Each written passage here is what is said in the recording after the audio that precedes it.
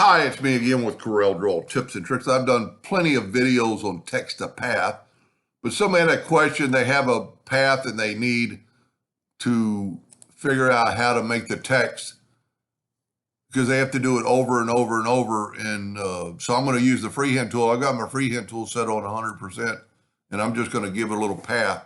Now, we need to find out the length of this path. Their text needs to start here and end there. So if we go to Windows, Dockers, and Properties, if you clicked on this squiggly line right here, my computer's slow today. Right here, it's going to tell you that that line is 22984. So if you take your text and make it with your ratio lock in 22.984. Now that text is the same length as that line. And I always check before I do this, kind of save time. It's in the right direction. Their arrows are going left to right. Now this line actually says it's 2183, but it's actually 22 because of the length of the line. So we're going to grab our text and go text to path. And if you will go right here to this edge and click that text, I don't know why my line went away. My text is exactly on that line.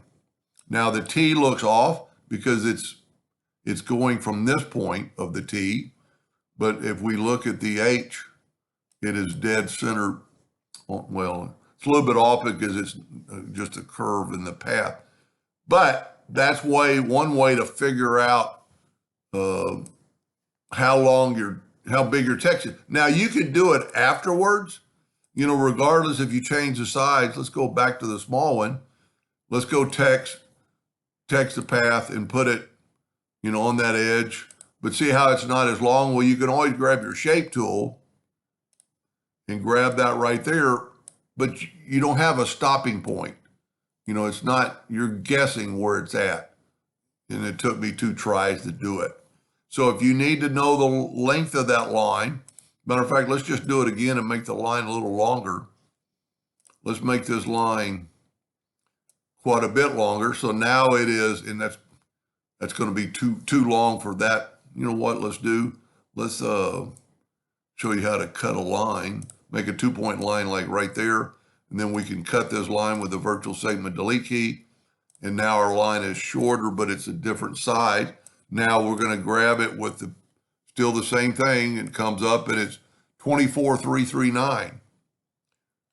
So if we go 24.339, and then if we go to text the path, and if I would just always go right to that X and hit enter, and then your text is on that path in the exact same size it needs to be. Anyway, I hope that helped them a little bit. Thank you for watching.